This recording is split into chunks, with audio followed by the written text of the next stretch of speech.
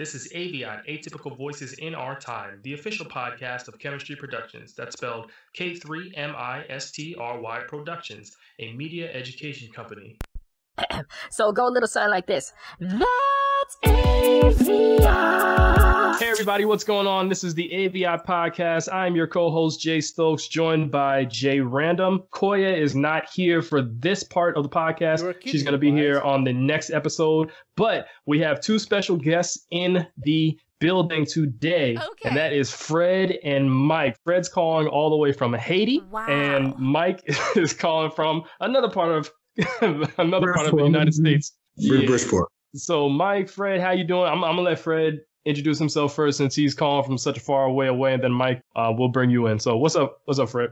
Yeah, what's going on, guys? So this is Fred, originally from Brooklyn, down in Haiti right now for work. Just, trying to survive this COVID stuff, man. That's all. All right. And Mike, go ahead, take it away. Hey, this is Mike. I'm from Stamford, Connecticut. Quarantine right now, chilling, trying to, with all this craziness that's going on. Just here to give my little input and all of that, How y'all doing today? Doing good. Random. Yo, what's going on, everybody? It's Jay Random in the house. You know how we do. I'm just ready for this debate because I feel like this debate gonna be over so quick that I'm trying to think how we gonna spin. I don't know how we gonna stretch this out because the debate gonna be over like before you know it. So that's on, So I'm just waiting. I don't need stats either. I don't need stats. I don't need stats. So basically, what's going on is The Last Dance, the Bulls documentary, came out on Sunday, episodes 1 and 2 of a 10-part series. And there was this topic about who's the greatest of all time in the NBA. So I called Fred and Random invited Mike over, and they are going to go head to head, and Random's going to put his input in as well on who is the greatest of all time in the NBA, specifically who is better, Michael Jordan or LeBron James. So we're going to get this thing started. I'm going to ask some questions, and then we're going to have people take the floor and make sure not to talk over each other too much, but I can't wait to see how this plays out. So first off, my first question. Can I ask a question? Oh, Can I ask a question? Go ahead. Hey, go Fred, ahead. If it's possible, could you put your camera on? Just so, because I think if we all see each other, then I think that would actually help us not yell over each other. Oh, all right. Okay. Hold on. Cool. Appreciate it. I'm just thinking, because I think that's another way that we can all not talk over each other. Because I know when I watch ESPN, First Take, they all talking over each other. I don't think they see each other. That's why I'm like, wait a minute. They can't see each other because everyone's talking over each other. Uh-huh. All right, cool. So everybody see each other. All right, let's go. Right. Yes. Yeah. All right. The first question I'm going to ask is, who is the greatest of all time? If we're talking between these two, who's the greatest of all time? State your case and back up your point of view. So I think the first person I'm going to have talk is, we'll have Fred talk since he's leaning towards one side that's not popular in the room. And then we'll follow that by Mike and then Random. Is that cool, y'all? Yeah, it's good. I mean, Let's get listen, it. It's kind of funny, like, even the genesis of this whole conversation, right? Because all Michael did was release a whole documentary, and then all of a sudden we up here talking about who's greater, LeBron or Mike. So the argument's already over right there. The fact that we now like just talking about LeBron when a Mike documentary just came out, And so, you even think about the fact that, I was reading on Twitter yesterday that apparently the whole reason he decided to drop this documentary was because he saw LeBron come back on Curry and them from down 3-1. And so it's probably the first time in his whole life he actually had some competition. He heard them footsteps coming, and he was just like, look, I have to come out and try to, remind some people. And at the end of the day, I mean, I don't even think the conversation is even relevant anymore, man. Like, I think LeBron passed him a good 2-3 seasons already.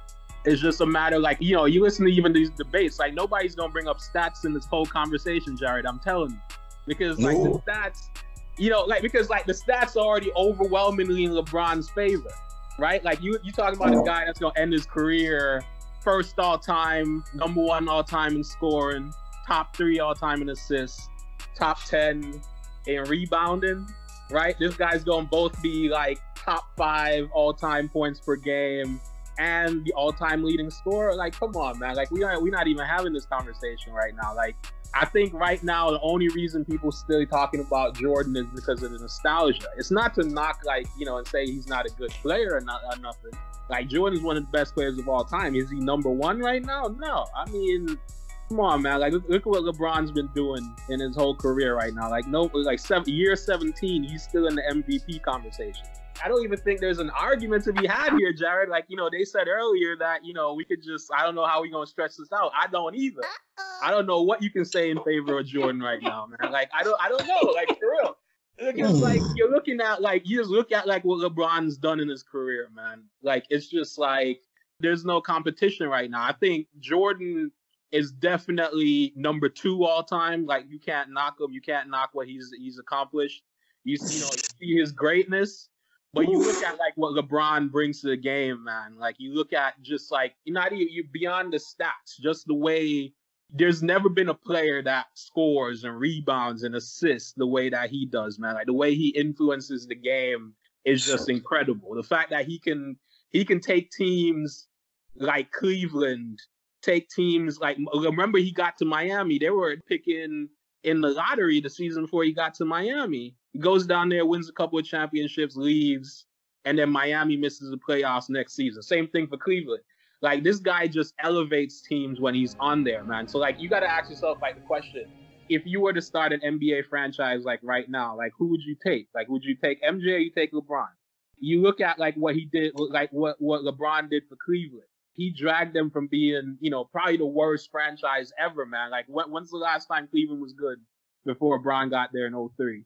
And all of a sudden, they at the top of the Eastern Conference? Like, come on, man. When the last time the Bulls were good? Damn. Listen. Listen. Answer this question. Answer this question, Fred. Answer this question. Answer this question, Fred. Fred. Answer this question. Answer this question. When the last time Michael Jordan played? You're talking about for the Bulls? When the last time he laced up them sneakers? Right. We're talking about, like, what was it, 2002? So who do you think is the number one sneaker? For someone that's supposed to be so good, a.k.a. LeBron James, who's the number one sneaker? Because I'm looking at Forbes right now, right? And Forbes is saying that Michael Jordan, right? He hit the $3.14 billion in fiscal year of May 2019. Guess who's after him? LeBron James. It says 4 times. He estimated 4 times more sales than LeBron James. When's the last time Michael Jordan? But you never told me when he actually played. When's the last time he played? I just got to hear this. Because I feel like this. Okay, so we have LeBron James, right? Magic Johnson came out with sneakers, right? Yeah. Okay. Who else came out with sneakers that we know? Was it Oakley? Charles Barkley? You talking about back in the day? I'm talking about back in the days. Whose sneakers came out? So I find it. Ewing, Barkley. Ewing came out with sneakers. Barkley came out with sneakers. A lot of people, sneakers, right? But we're talking about 2 individuals, right? So when we talk about Michael Jordan, we talk about LeBron James. Michael Jordan hasn't put on a pair of sneakers in how long? He's still the number 1 selling sneaker. Boy, LeBron James can never, ever, ever fit Michael Jordan sneakers. LeBron James has definitely done a lot. But keep in mind, how many years did Michael Jordan go to college? 3 years. 3 years. How many years did LeBron go to college? None. So he already got 3 years ahead of him, right or wrong? That's it. No, 3 years ahead of him, right? How many years was Michael Jordan out the league? 18. So was it 2 years, right? 1 year, 2 years?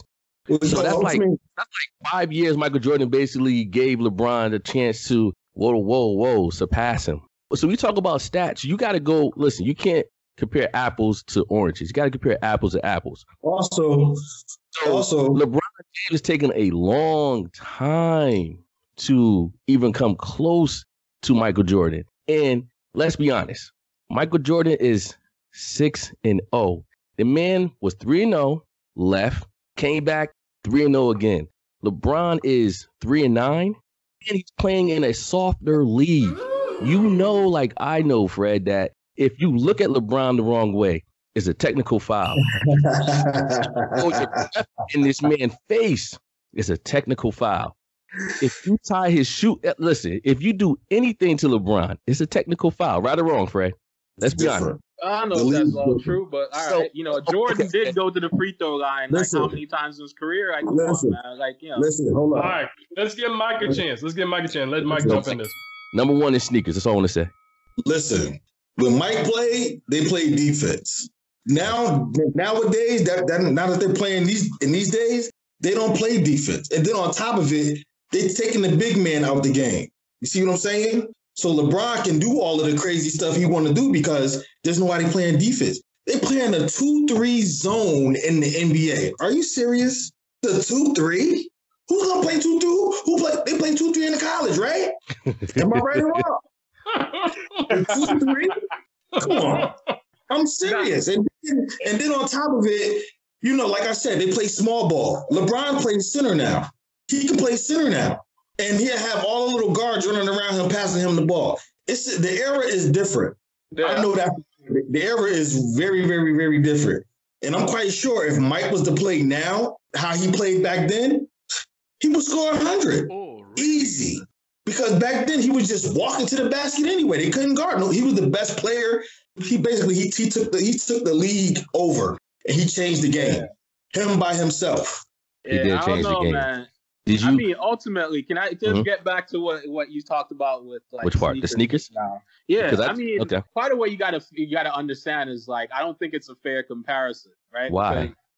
Because you're talking it's LeBron about, James. Like you got to talk about Jordan's relationship with Nike, right? And then you got to talk about what happened in the 90s.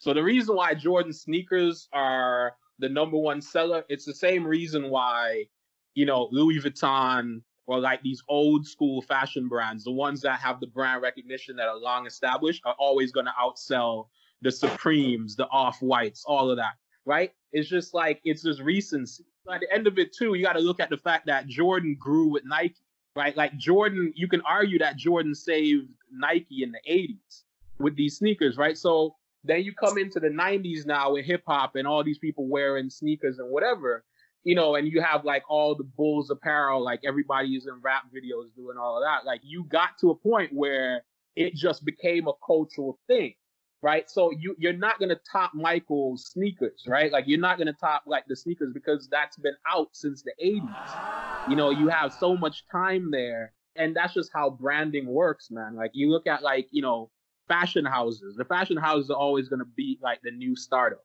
So I don't know if that's like a strong argument, man. Like I don't. It's a strong argument. You know why? Because listen, let me tell you why. LeBron is outselling Durant. He's outselling who I think is probably one of the best point guards. Not saying the best, one of, which is Steph Curry. So I mean, he's outselling a lot of people. But for some reason, he just can't outsell. I mean, I don't know if you can see this. Can anybody see this? Look, I can't. No. Okay. So here we go. So So they said that Michael Jordan sold 130 million, right? So let's see, 130 million. LeBron sold 32. Kevin Durant sold 26, and then the others sold 10. Right. So once again, I understand what you're saying, but I feel like this: for everybody who think LeBron is better, if LeBron is better, then he should really outsell Michael Jordan, the man who hasn't put on a pair of sneakers in years. Like The Last Dance, that's documented in 1996 to 98, something like that. 97 to 98. To 90, right? Mm-hmm. And I guarantee you, I can't wait to see what the viewership was, because I'm pretty sure it was high. So now, once again, Fred, listen, I do like LeBron James. Just to interject, it rivaled the viewership for Christmas Day. The viewership was as high, like the ratings were as high as the basketball games that were played on Christmas Day. Yeah, the Christmas games, yeah. But Fred, to be honest with you, Fred, I think all four of us can agree that it's also because ain't nothing on TV. So... No, yeah. I mean, but it would have still been high. It would have still been high anyway. It's nothing on TV. But no, to be honest with you, like I said again, I like LeBron. But I mean, personally, I just feel like Michael Jordan is on Mount Everest, and then we have. I mean, how can you even skip over Kobe? Like Magic Johnson, Kareem Abdul-Jabbar. I don't even think that conversation is relevant. Like you can't put Kobe in this debate, man. Like Kobe, love Kobe to death, but you can't put him in this conversation. We should. You can't. LeBron's even better than LeBron. To me, LeBron is not even better than Kobe in my book. Wow. He's not. That's what I'm saying. Like we should actually crazy. Don't get me wrong. This argument just took a whole turn, bro. Like, whoa. Don't get me wrong. Hold up. Don't get me wrong. I like LeBron too. LeBron got game, but you also got to think his game. This is another part of the conversation too. His game is not what Jordan game is. His game is more like a Magic Johnson game. You know what I'm saying? Like he can bring the ball. Right. Yeah. It's like a point forward to me. You know what I mean? But overall, skill wise, I don't care. I don't think he would ever be better than Jordan because, like I said, Jordan changed the game. If it wasn't for Jordan, it wouldn't be no LeBron. It wouldn't be no Kobe. It would be no Vince Carter. It wouldn't be none of those guys. That's correct. I mean, at the end of the day, I'm sorry, I think you got to ask yourself though, like if you're thinking about like skill wise and who changed the game, you're talking about 2003. A guy comes into the NBA. He's 6'8", 250, but he's not a power forward. Huh? Fred, they relaxed the defensive rules for him, and he's the biggest dude on the court. Listen, come on, man. You know he's soft as poodle doodle. I do want to actually get. I'm glad you brought up this defense thing. That's Sherman, man. Actually, like Sherman tissue. Back on that. Because I want to come back on that because at the end of the day, like I don't get that. I never understood that argument about like how it was tougher in the 90s. Because like here's the thing. All right, hold on. Mike, hold on a second. Yo, should we pause this and just wait until episode 3? Episode 4. 3 and 4 come out? Okay, that's the Pistons. Pistons is episode 4. Yeah. Yo, Fred, now I know you watch basketball, so you're gonna tell me back when the Pistons, you saw how the Pistons used to play. LeBron wouldn't make it. He wouldn't make it. Come on. The way they were fouling. Wait, who's a bigger player? Like who physically is a bigger player? Michael Jordan or LeBron? LeBron. Yeah. Well, LeBron. So how are you gonna tell me? That if you're going to say the reason why LeBron would struggle in the 80s and the 90s is because of the physicality, well, we never seen an athlete like LeBron in the NBA ever. Listen, they had back in those days, you can go back and look. They had hand checking fouls. Right. You could put your elbow on somebody's back like this. Okay, but let me ask you a question. Did they have zone defense in the 90s? No. So in the 90s, certain schemes now that you see certain NBA coaches do, like you see Tom Thibodeau brought the zone in. You got Rick Carlisle that brought that zone play in. That stuff was illegal in the 90s. So when you were up against Jordan and you were on Michael Jordan's island, unless you brought out somebody to double on, right? Because everything else was illegal defense. Now teams can find different ways to get the ball out the star's hands, but also in worse shooting situations. You see what I'm saying? So like you go back even to that Maverick series, right? When in that finals with the Mavs, you saw what Rick Carlisle did to LeBron, right? He was basically like, I know that you can get to the rim. I'm gonna play zone. I'm basically gonna have a smaller guy on you on the perimeter, and then I'm gonna have 2 defenders hedging so you can't drive to the rim. So I'm going to need you to shoot these jump shots and shoot these 3-pointers, right? So you can do certain things to mitigate the power of stars nowadays in the NBA. You couldn't do that in the 90s. The only way you beat Michael Jordan was if you had a defender who was equally great defensively as Jordan was offensively. So if you didn't have a Gary Payton on your team, you couldn't go up against a Michael Jordan and think you were going to win. But nowadays, you can do all sorts of different schemes. You can see what Steve Kerr did with Andre Iguodala. You can put all sorts of situations out there to try to take away the player's strength. But the way LeBron beats you, and the reason why he's the best player of all time, is that he keeps on adapting his game. Time out. Wasn't that the series that he lost, though? Wasn't that the series that he lost against the Mavericks? Yeah, no. I'm bringing. Okay. So I'm trying to Fred. So I'm trying to figure out, Fred, are you going against them or with them? Because I know we Libras, so sometimes sometimes. That's what I'm saying. But he lost that series, right? But I'm showing you. Back then. Hold on. Let me just jump back on this real quick. Let me just go back to what because at the end of the day, it's like you can beat players nowadays in a way that you couldn't do in the 90s with Jordan. I think that's what you got to look at. So LeBron, the way LeBron beats you nowadays and why he's so good is that he had to develop his game in multiple different ways. When he came in the NBA the first couple of years, he was really relying on like his physicality, the fact that nobody can stay with him when he drives.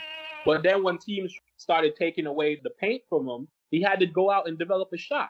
Then, okay, we're going to find different ways to get the ball out of your hands. Then guess what? I'm going to become one of the best passers you've ever seen in the game. Guy's going to leave the league top 3 all time in assists. And this is probably the first season he's playing point guard. You see what I'm saying? So everything coaches have thrown at LeBron in his whole career, he's figured out a way to get around it. Y'all brought up the Pistons and y'all brought up the Celtics. But what you didn't mention is that the Celtics and the Pistons were beating Jordan. He didn't figure out a way to overcome that. The way that the LeBron Celtics and the Pistons were beating the Bulls. It wasn't just Michael Jordan. It was the Bulls. You know what Jordan went and did? He went to the weight room. Because like I said, back then. But did he ever come out of the Eastern Conference? When Bird was there, when Isaiah was at the peak of his powers, did he come out of the Eastern Conference? He didn't, right? But LeBron somehow figured out a way to overcome the Pistons. It was a more physical game. It was a more physical game back then. The game was more physical back then. You can't touch these players nowadays. You can't even look at them. You can't even talk trash to them. You can't do anything to them. That's true. Back then, if Jordan was going to the basket, somebody stuck their foot out and he tripped, they wasn't calling no foul. That's why you think you always flip the ball the way he did. Nowadays, they look at you, they put their hands up and they go right past you because you can't touch them. You cannot touch these players nowadays. And I'm telling you, LeBron wouldn't have survived back then because them players would have been. And Isaiah Thomas even said it. He said, "Yo, we used to punch in the ribs, hit you. They used to do a lot of physical stuff back then." Bro, LeBron. Let me say this again. LeBron is 6'9", 270 pounds. Okay. This is Charles Oakley that can jump. Charles Oakley that can jump. You're telling me these guys would have been out there bodying? You see all these white guys that were guarding Jordan in that documentary? I'm sitting there watching, man, look at all these taxi cab drivers out here, like, trying to D up Jordan. And you out here trying to tell me that you got all these, like, guys in the NBA right now that are specialist defenders. So listen. Go back and taxi driver. And listen, Fred, I see what you're saying. So basically we're saying that if we take LeBron James right now and put him in the 90s, or we take him out, okay. So I feel like this, okay? I see what you're saying, not about who's dating Michael Jordan. I just feel like with LeBron IQ, he would have definitely found a way, but it would have taken him a long time because LeBron came in on skills alone, not understanding that his skills are, that he needs more than just skills to be the next and hopefully someday one of the greatest. But the difference between Michael Jordan and LeBron James is that Michael Jordan has never, and what I mean by never, you can even listen to the show. So every time somebody told Michael Jordan he couldn't do something, he proved them wrong. So LeBron James is kind of like he's I hate to call him soft, but he's in this generation when everybody win a trophy for just participating. So it's kind of hard for us to really say could LeBron make it in the 90s because I don't know. I think that's kind of hard because I don't know. But what I can tell you right now, LeBron that we know now has been coddled. And what I mean by coddled, he came in the NBA. He came in the NBA, not even dribbling the ball already. Yeah. They call him the king. He didn't even dribble the ball yet. He was a king. He got a nice deal from Nike. Didn't even dribble the ball yet, right? So LeBron James has always been coddled. The difference between LeBron James and Michael Jordan is Michael Jordan worked hard for Michael Jordan everything. Made himself. The NBA made LeBron. Jordan was loved though. I disagree with that. No. How can you disagree? Okay, hold on. You saw the documentary. Yeah. Okay, so Michael Jordan didn't make what was it, a sophomore team in high school? What was it again? So what did he do? So he went to the gym, right, and worked out. Okay, so now we're talking about LeBron. Okay, I believe that, and it's kind of hard once again because I'm only looking at LeBron as in this millennium LeBron, not the 90s LeBron, because we can't go back. But let's be honest, with these kids nowadays, you tell these kids they can't do shit. It's these two things they're going to do. They're either going to be like, oh, what? Okay. And then believe it and don't do anything. Or B, go to the gym. But I'm going to go with A, not really do too much because they're coddled, right?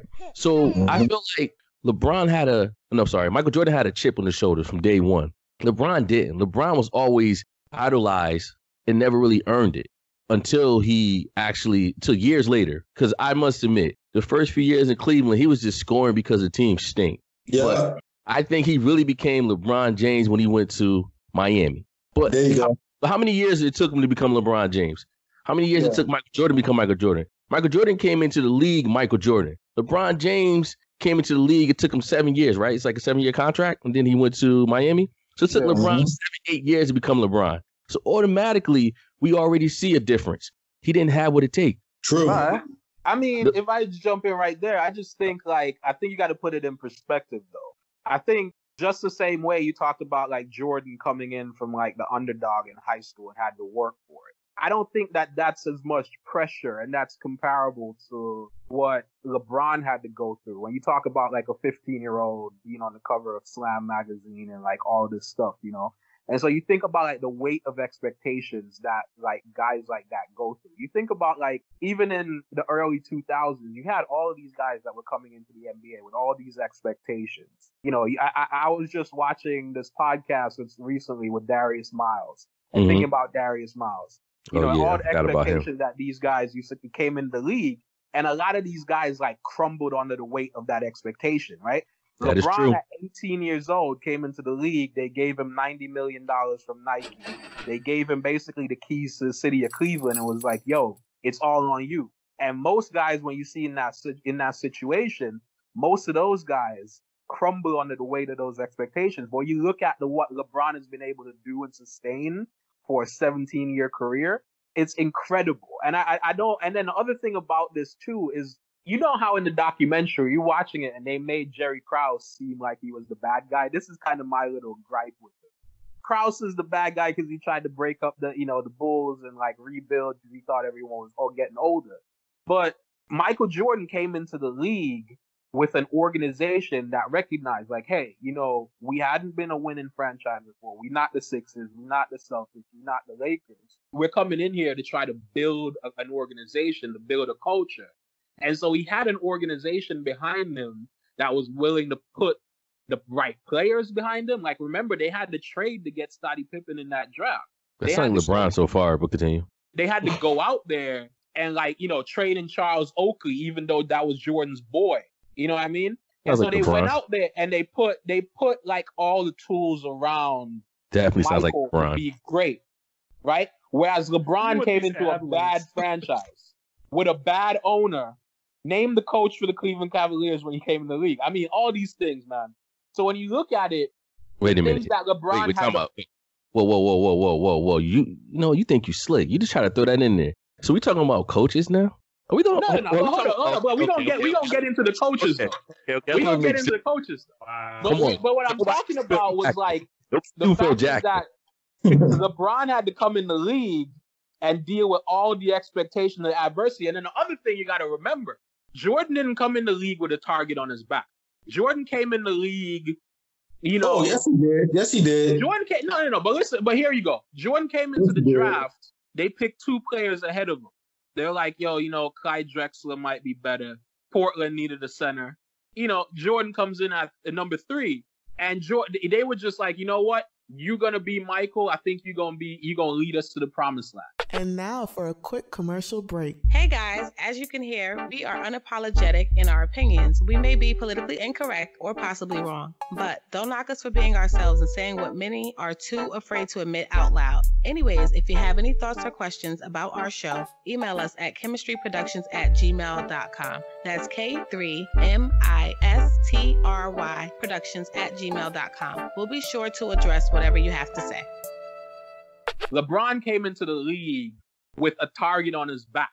Everybody, all the hate he had to deal with from players that were envious of what he got, all the media. So, like, he was playing in a far tougher situation. LeBron has played in a far tougher situation than Jordan did.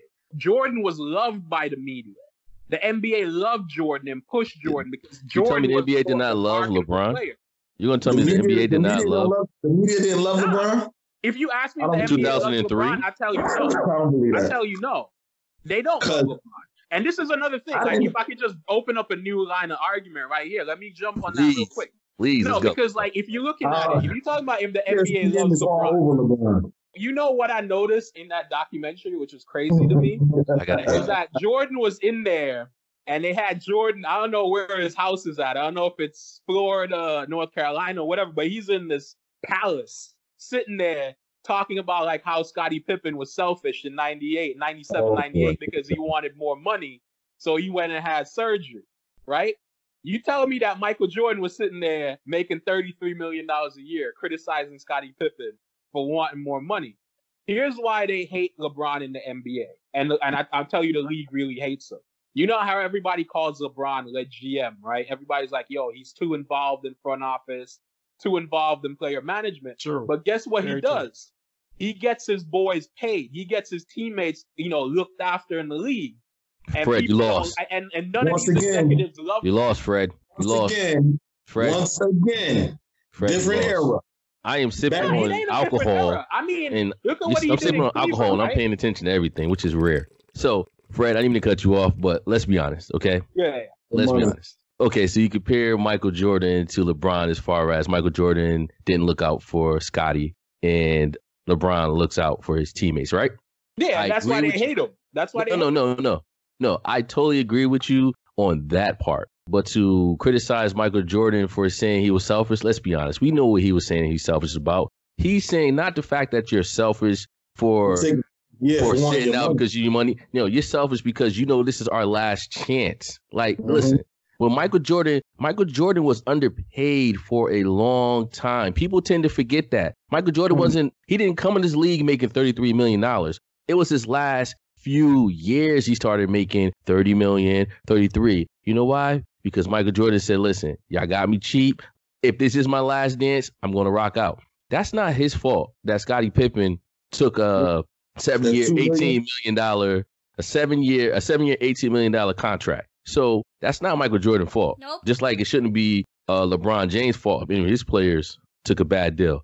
But Michael Jordan was saying he's selfish on because Michael Jordan already had a talk with his whole team and basically told him, listen, this may be our last time, right? So since this is our last time, let's just all focus on the game. There's ways. And don't forget, it's the 90s. The owner told him, yo, listen, once you sign this deal, don't come back. What? Scottie thought he wasn't going to listen to that? The owner told him, anytime somebody tell you 90s, 2000s, yo, Fred, I'm going to give you this contract, but I don't think you should sign it. But let me let you know, Fred, if you sign this contract, don't come back for more money. What you gonna do, Fred? If you exactly, I wouldn't know that. I agree. He signed the so that's not Michael Jordan's fault.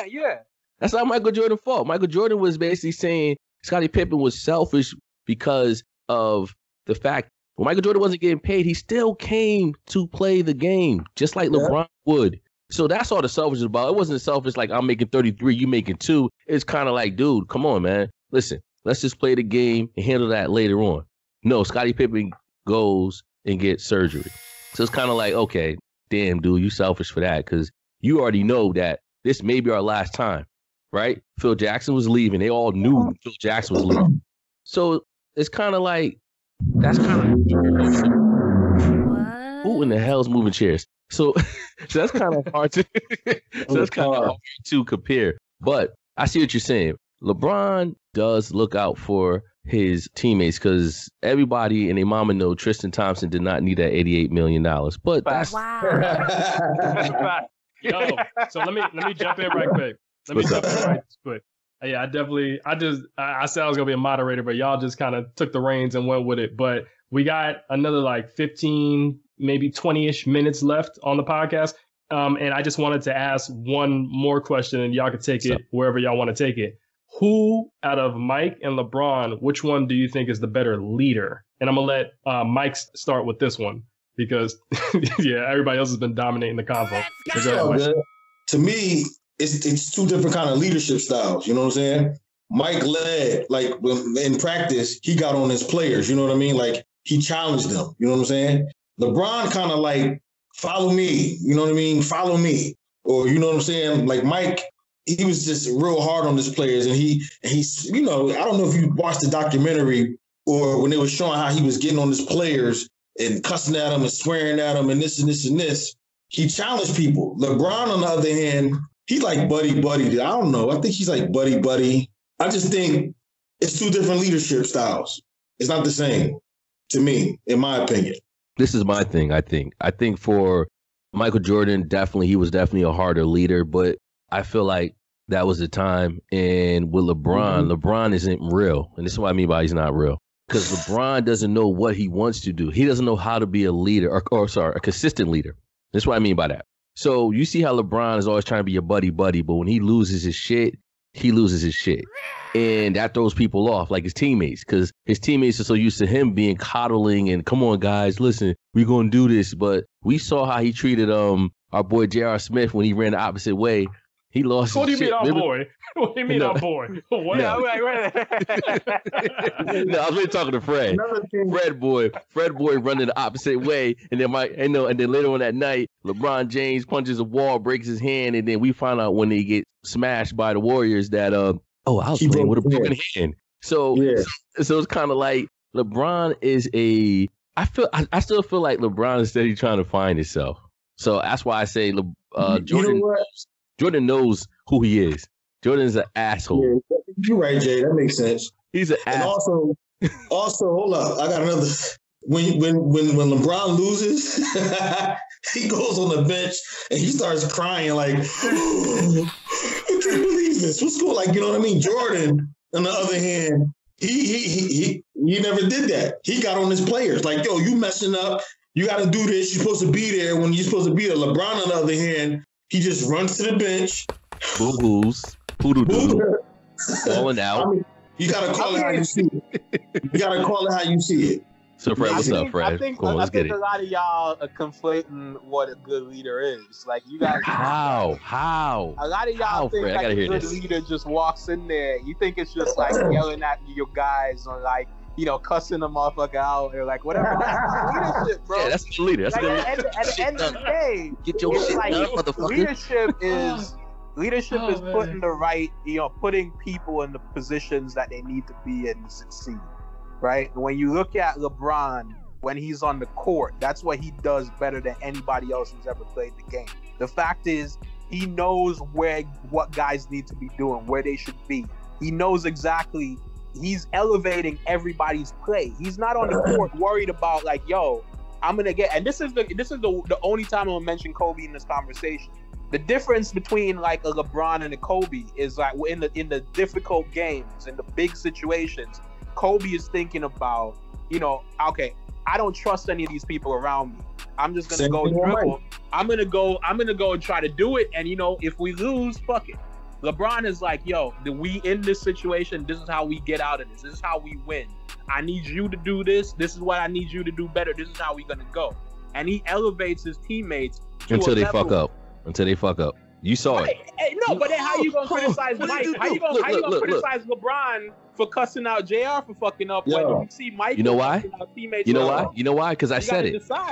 No, I said it. Michael Jordan is consistent. He's an asshole. LeBron is. You sure he's not a leader? You know why Steve Kerr made that shot? Do you know why Steve Kerr made that shot? Because Michael Jordan punched him in his face in practice and said, next time, you better make that shot. And when you passed the ball, he made it. Nah, man, but you see, like, y'all, this is what y'all do with this argument. Like, y'all try to, like, y'all create this, like, double standard for Jordan and then, like, for LeBron and Jordan. And that's because at the end of the day, man, LeBron comes into the NBA and transforms teams. If that's not leadership, I don't know what else is. You come in there, when he gets to the playoffs, like you look at Cleveland those last 2 years. So, hold up. So when he got to the Lakers, how come they traded all those players? He didn't transform that team. They took the Lakers had some good players. They got rid of like 3-4 of them. How many did he get rid of? They sent to the Pelicans. Yeah. 3. Yeah, but you arguing against like improving your team. You're arguing against like if you had a chance to go get Anthony Davis, you go and get Anthony Davis. You don't be like, yo, I'm gonna see what Lonzo is gonna be in 2 years, 3 years. Like, I don't think that's a justified argument, man. I don't think that's fair to LeBron at all. LeBron needs more than one person. Jordan only needed Scottie Pippen. LeBron needs a whole team. Because Because let me tell you something. Let's be okay. Fred. Let's be true, that's Fred. Weak, man. That's the first weak argument you've made in this whole conversation. I give you that. Fred. They would never won. They would never beat the Warriors if Kyrie did not make that shot. Yes. It wasn't about the block. It was about the shot. It's about that 3-point. Because of the shot. Okay, we're not even going to say the fact that we still try for what's the guy name who they from the Warriors who went 0 for like 10 and shit. What's his name? And they traded him to talking about Harrison Barnes? Yes. We ain't gonna talk about he disappeared. But let's be honest. Kyrie won that game. Yeah. Kyrie won that game. LeBron didn't win that championship. Kyrie won that. Can I ask you a question about the Jordan timeline though? Yeah, what's up? Let me get at something real quick. Yeah. Okay, what's up? Right? So Michael wins, 3 straight championships. Then in 93, he leaves the NBA, right? Takes a break. He takes a break. Hiatus, right? Takes a break. 95. Let me ask you a question. The season that LeBron that Mike left the league, how many games did the Bulls win that year? The Bulls almost made it to the playoffs. They lost against the Knicks. The Bulls won 50 some odd. They won 50 some odd games because even in the documentary they said it. Jordan was playing out there and he was the best player in the world in the 90s, and Scottie Pippen was number 2. Mm-hmm. You see what I'm saying? So if you're gonna talk about quality of players, like you can't overlook that. You can't overlook the fact that you had some, like you even look at the role players around Jordan, right? You look at that bench. You do not mention Bill Cartwright, the ugliest shot ever. Continue. No, but he had real good players around him. So that's the reason the best player in the world can leave your team and you still win 50 some odd games that year. Well, the best player came back, they won the championship. So just keep that in mind. Keep that in mind. That's like, seriously. When the best player came back, they got beat in the playoffs. I don't know why y'all keep skipping over that season. You talking about when he came back, like straight back from baseball, wearing number 45, and then got fined for changing his number to 23 in the playoffs? That's what you talking about? He didn't play a full season that year. Yeah, but he dropped 50 on the Knicks in the Garden. Everybody was like, Mike is back. Mike is here. Like, Mike is ready. He wasn't even in basketball. The first good team he's ever faced in the Eastern Conference. He wasn't even in basketball. 90s. And then they went to the Eastern Conference Finals. I think it was against Orlando. Was it against Orlando? And Orlando beat them. But Jordan only played like 20 games. Let me say this real quick. You look at like the NBA right now, right? You talk about like the quality of players that LeBron's been playing with and all of that. Mm-hmm. Did LeBron ever build anybody? That's not a necessity, right? Because the league is set up that way right now. It doesn't matter how good you are.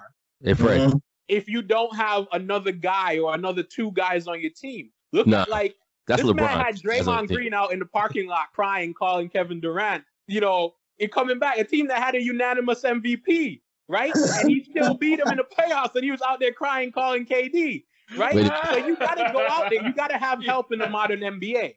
You mean, okay. Hold on, I'm so happy. Hold on. You talking about Fred, you messed up, Fred. Fred, you just messed up. Thank you so much. You opened up. Yeah. Are you talking about the league? The league that actually gave LeBron a stimulus package, like that check everybody got in the mail just last week, the stimulus check, or what's bullshit flagrant foul that caused that?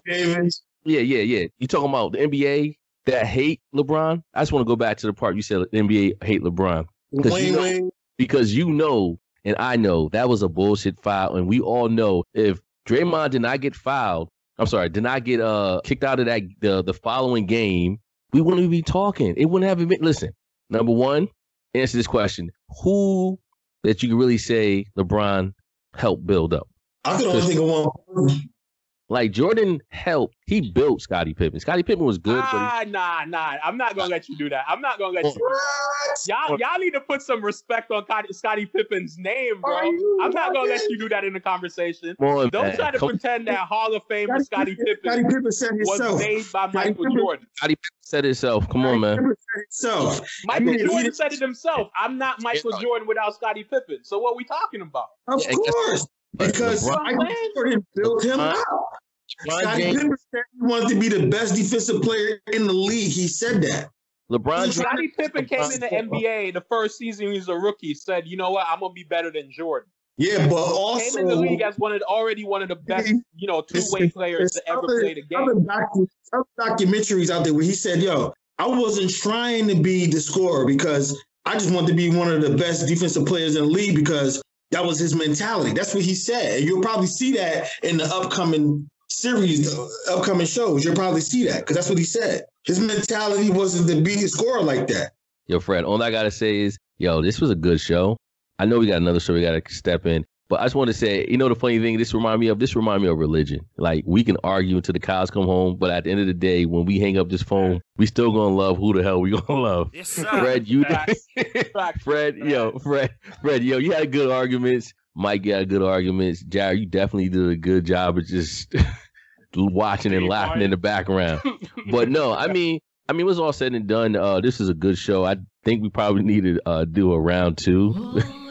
And what I'm saying. So, Mike? But hey, Mike, what do you say? I said I love the game, basketball. Yeah. Listen, and also I think everybody definitely got to watch this Sunday because there's nothing else to watch on ESPN. Episode 3 and 4. Yeah. And listen, at the end of the day, like I always, I'm gonna start off and I'm gonna end it with LeBron James is a real good basketball player. I love his IQ, but I just feel like when it comes to Michael Jordan, for me, see, and like I told Jay Stokes earlier, for me, it's not even a fact of being a homer when it comes to Michael Jordan. It's just the fact that I seen Michael Jordan play. I'm 40, well, I'm about to be 42, so I seen Michael Jordan play. I seen what happened to the NBA when Michael Jordan left. Yeah, I actually seen the viewerships go down.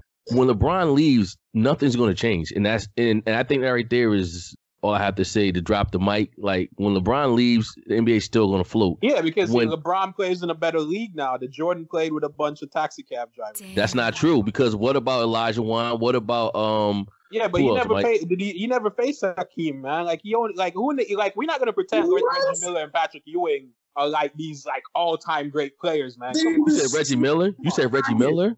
Oh, come on, man. Listen. Reggie Miller and Ewing are like, bro. No, come on. Knicks fans don't even like Patrick Ewing, bro. Listen. For you to say that, you rank like Reggie Miller all-time shooting guards. For you to say that, right?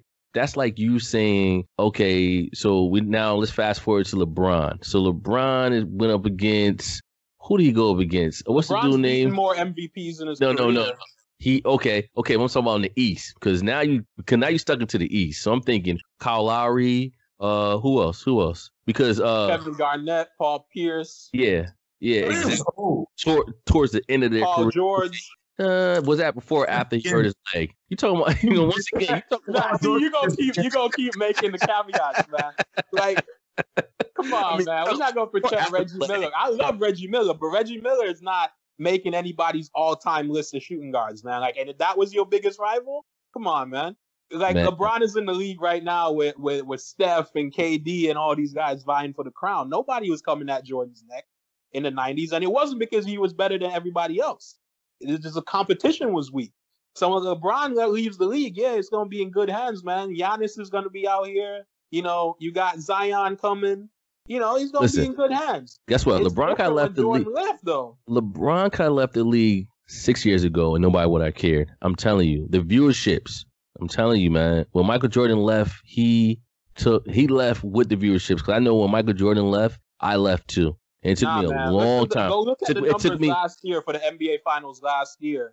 The first finals LeBron wasn't in like 8 years. Look at the viewership rates and see how much money the NBA lost off LeBron not being in the playoffs last year. Come on. Guess what? I promise you this. Thank God. I pray that the NBA starts up again. And if your boy does not make it, what is going to be the excuse? Because they had time off? I'm just saying. Yeah. It's always an excuse. NBA always making up an excuse. Because let me tell you something. LeBron got a problem with Kawhi. A big problem. LeBron cannot see Kawhi. Kawhi is a mechanic on the field. And we can't say, because Kawhi is younger. No, it's not. No, I don't think it's because they're younger. Kawhi is a worthy adversary. That's all I'm saying. Kawhi is a worthy adversary. No, come on. Jordan never had no worthy adversaries in the 90s, man. That's what I'm trying to say. Come on. Making my argument. LeBron can't even listen. LeBron can't John Stockton, Karl Malone, Barkley. Come on, man. Come on. Are you serious? Come on, man. John Stockton is not one of the best players in the league ever. John Stockton is one of the greatest point guards of all time. Karl Malone is not one of the best players in the league ever.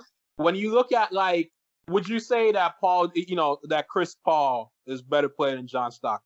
When you look at like the Russell Westbrooks of the league and all these guards now that can score, that can beat you, the D Roses of the world that LeBron was going up against. Paul better than John Stockton? No.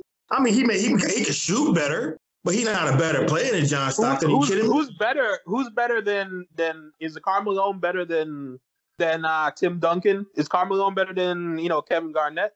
Karl Malone, what you talking about? Better than Dirk? Yeah. Why Karl Malone better? Of course. Are you bugging? Karl Malone passed Michael Jordan in scoring. What are you talking about? Tim Duncan? Karl Malone better than Tim Duncan? Nah, so that's what I'm saying. Like, this should be episode 2 right here. We can go episode 2 and break all of this down. Yes. Now for episode 2. That's episode 2. I would definitely do research because I felt like with Michael Jordan, I didn't have to do research. But all this other stuff, I got to do research on. Michael Jordan, it was like a clear cut. I knew what I was going to say. So we're gonna do. It's just fun though. But if y'all had time, maybe next week or whatever week y'all free. Well, we all in quarantine, so. But I know we ain't doing that at 9. But next, what we'll do is we'll do a part 2 to this, and we'll just like continue with the conversation here. I think what the premise of that episode will be is more of the competition, the difference between the competition and I guess ranking the different players that Jordan's going up against versus what LeBron's going up against. Make sense? Sounds good to me. Man, I can't believe LeBron scared Michael into releasing a 20-year-old documentary. Out of here. Oh my God. What I appreciate about the conversation though is, like Stokes knows this too, man. It's like, this is sociology right here. Right? We're talking to people about nostalgia and like the heroes they had when they were kids growing up. That's the big reason why people still cling to Mike like that and still ride for Mike like that, man. Like, I mean, we give it another 10 years, 20 years, and we see, you're going to see people talking about LeBron the same way they talked about Mike. You're going to see, we just witnessing it right now. Y'all just living in that nostalgia right now, Never. Y'all were out there on the block in the 90s, My son is 17. My son is 17, and he knows who's the better basketball player. He's 17, and he knows that Michael Jordan is better than LeBron. But he still live under your roof, man. That's why. It has nothing to do with living on my roof. Let me tell you something. My son, let me tell you something. Because when it comes to Steph Curry and James Harden, we have arguments to the end of this earth. So, no, my son, no. Then on top of it, the league is down, traveling and doing 5 steps before you shoot, and James Harden going out of bounds and coming back in bounds, and he's tossing the ball up and he's flopping and jumping into players. Jordan never did none of that. And how many games did Michael Jordan play? How many games did Michael Jordan play? Like 82 games, right? How many games did LeBron play? Mike played. LeBron is known for taking naps. Jordan got on that court and played for the full 48 minutes. LeBron, he may play probably 24 minutes, and that's defense and offense. That's defense and offense. Nowadays, the players take rest. Oh, I don't want to play tonight. I'll play tomorrow night. Low management. Bro. Your man took 18 months of rest, man. That's play baseball. LeBron is taking everything. His pops died. So he said chilled for 18 months, bro. Come on, man. Like, he took 18 months off. He took 18 months off, played another sport, right? Yeah. LeBron couldn't do that. And then he took 3 years. In the minor leagues, like he wasn't out here Deion Sanders in it. He wasn't out here, playing for the And then he went to college. And he went to college for 3 years. LeBron went straight to. So let's do the math. LeBron has 5 years head start and still can't compete with Michael Jordan. On that note, I'm out. Listen, guys, it's been a nice show. We got to jump into another show. So, hey, listen. All right, jump to the next episode, right? Yo. Yeah, but we're going to continue this. We'll contact y'all. It was really good. Nice talking to you, Fred. Yo, Dubs, we'll talk. Yes, sir. All right, talk to y'all later. All right, Joe. Stay safe. Be healthy. So go a little something like this. That's AVIOT.